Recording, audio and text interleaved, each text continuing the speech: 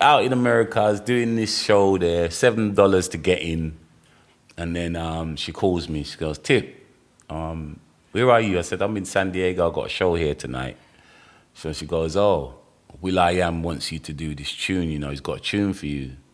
So I goes, oh, okay. So that sounds interesting. Because they weren't big. You know what I mean? They were big underground hip-hop, the hip-hop scene. They never had the international success yet. You know, so I said, oh, okay, cool, man. Because I know they were still doing things. You know what I mean? They're big underground. Yeah, I think they had like, they was coming. Yeah, they were coming. Yeah, because they had still. like a Dr. Pepper ad and they had little things going on. You know what I mean? They was coming still, yeah. And anyway, so me just say, all right. So I was staying in a place called Laverne. This guy, there's a band called Better Chemistry, and I've done a couple of songs with them. Nice people, Dave and Chad, they live in a place called Laverne. Anyway, I was staying at Dave's house. I was just sleeping on his couch, you know what I mean? And we go check him, and he's got like a little rehearsal room. So sometimes when I go there and we work late, I just sleep in the studio or sleep on his couch. And anyway, so I go, Dave, you got to take me down to LA, man. So he goes, all right then. So he came to my show, we did the show, and then I left and stayed at his house. The next day we drove up to LA. I think it's called Glenwood or somewhere like that. Somewhere like that anyway, something Glen. And I went down to his studio. So I went to the studio, and there's a building, and there's a whole heap of little different production rooms in the building. So I went in, and Fergie was sitting there. You know what I mean? I goes, oh, nice girl. Anyway, she goes like, oh, because I'm Fergie. I goes, oh, okay, I'm Tipper. Nice to meet you. She goes, you just joined the band, innit? She goes, yeah. So I goes, oh, okay, cool. I'm here to listen to one of your tunes. So anyway, so I'm play the tune, you play the instrumental, and I goes, okay, sounds like a nice little dancehall tune. So anyway, I thought of something on the spot, but I thought, you know what, let me take it back to Dave's and just live with it for medi with it for the night. So that's what I did. I just lived with it, and then I just come up with cutie. Make sure you move your booty, shake that thing in the city of sin. And hey, shorty, I know you want to party, and the way your body looking make me really feel naughty. I goes, that's it. Because them times the Ellie was going on. Ellie was going on at that time, and all of that. So I kind of get them. So let me give them look at Ellie vibe and mix it up and boom. So I just go back there and just nick it out one time, and he was like, fucking hell. You know what I mean? Because he saw me, I think he saw me. I was working with this other guy called Motivate, who's a producer. I think he used to DJ sometimes for will.i.am. But he captured me first. And will.i.am must have heard me. I got this tune called Everyday, where I'm talking about, you know, a lot of the artists, that my party is extraordinary. Everybody in the place up here, see, none of them now rave with Tipper Irie. Anybody where I rave them poor, like, I got one of that lyric anyway. I was giving him that lyric on a hip-hop beat. So will.i.am must have just hear the thing. I said, who the hell is that guy? You know what I mean? You know? And then Motivate was like, that's Tipper Irie, man, from England. He goes, haven't you heard of him? He goes, nah, but he's dope. So he goes, I think that was it. He said, one day I'm going to have something for you. Okay. So I said, all right. So and then he must have remember them time the Sean Paul, Wayne Wonder, their tunes were in the charts. So they wanted, letting go on them tunes there. So they wanted a little Caribbean. I get that flow. That kind of flow but there. They always want that kind of flow. Yeah, let's be honest. They always want it. They do. So anyway, me just go in there and me knock it out, couple of texts. Because you know you just rehearse, innit? So you got it down. So I just didn't sleep the night before. I just was rehearsing the tune, rehearsing the lyrics so that I didn't have to look on no paper or nothing. I just had it in my head. So I just studied the tune, and that's another thing. That's another tip for you artists out there. You know, if you don't prepare to fail. I think that's the saying. You know, is that the saying, Kid? Failure to prepare is preparing to fail or something. It's something like that. Failing to prepare is preparing, something like that. So you got to prepare. So me go in there, me knock it out, and he's a talented dude. He's quick on the Pro Tools. He just book. What do you think of this, Tipper?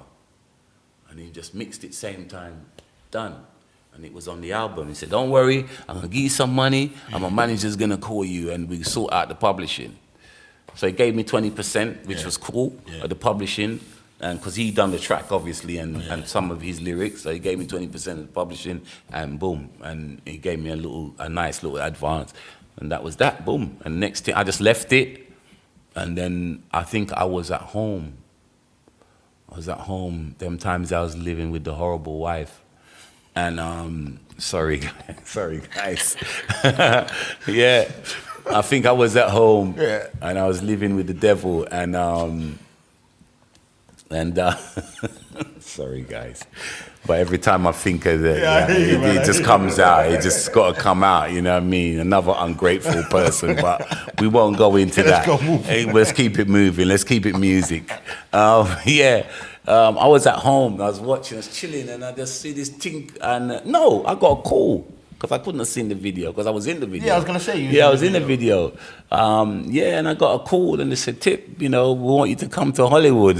I'm like, okay, let's go to Hollywood. That's a nice call. You know what I mean? That's a nice call still. They want you to come, we're going to do the video. And we said, all right, cool. And then, so you go, we get on the plane and vibe up and ready and practice the tune and this and that. Then when we get there, the whole tune changed. Them take out this verse and that verse because they had to bring in the other two brothers. Yeah, of course. What name? Apple and I don't even know their name. Taboo. Nice guys. Them two were cool. They were cool still, And anyway, they changed up the whole thing. But of course, Hollywood, nobody tells me. Mm-hmm. You know what I mean? Because who am I? Same thing again. Who are you? You're just another act. But hey, whatever. But nobody tell you nothing. They don't tell you nothing. You just turn up and then. So anyway, made the video. It came out and it did what it did. It was huge, and I'm grateful. You know what I mean? I'm still grateful because obviously a tune like that, it's worldwide. Yeah. So you can, it keeps you, there's money always coming in from that. Yeah, man. But it was good, and the tour was great. I did a tour with them as well. Okay. Huh? Yeah, it got nominated for a Grammy. So I went to the Grammys. That was amazing. Okay.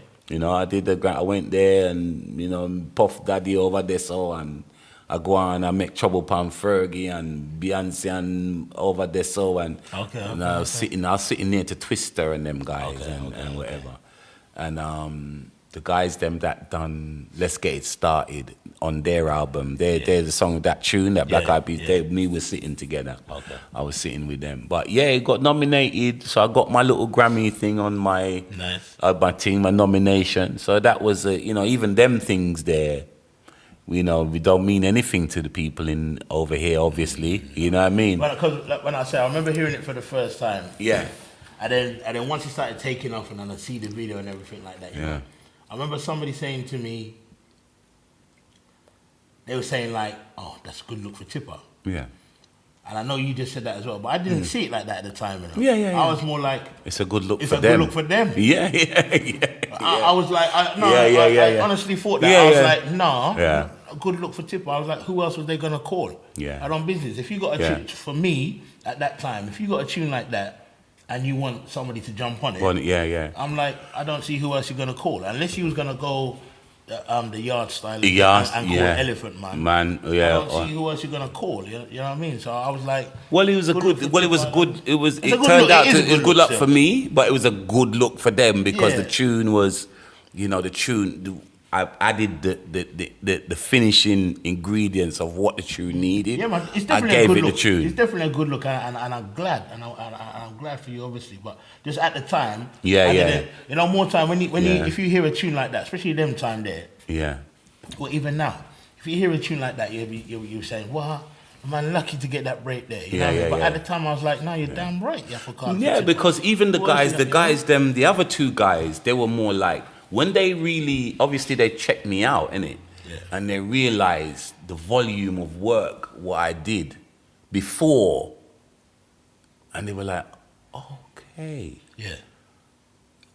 I'm happy for you. You know what I mean? They were like, yeah, you deserve everything what's happening for you right now. You deserve this to be happening for you right now. You know what I mean? Because at the end of the day, because they actually saw the volume of work, but it's like Hollywood. You know what I mean? Because will.i.am is cool, and then the next minute he's not cool. Yeah. You know what I mean? And then you've got the business manager. He was all right. Then you got the manager, the road manager. Polo was a nice guy. Yeah. He was cool. You know, the Seth guy, he was the manager. He was a bit of a wanker. Yeah. You know what I mean? And then the business manager was cool. And then obviously you got a production manager. You got all these managers. And they all play off of each other. Yeah. You know what I mean? But, you know, Will was all right. You know what I mean? And I'm grateful for the actual bringing on the tune and what it done and what I've earned off of it and stuff like that. Yeah.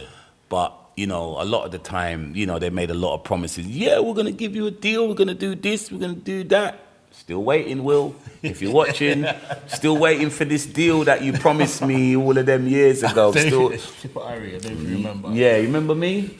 Yeah.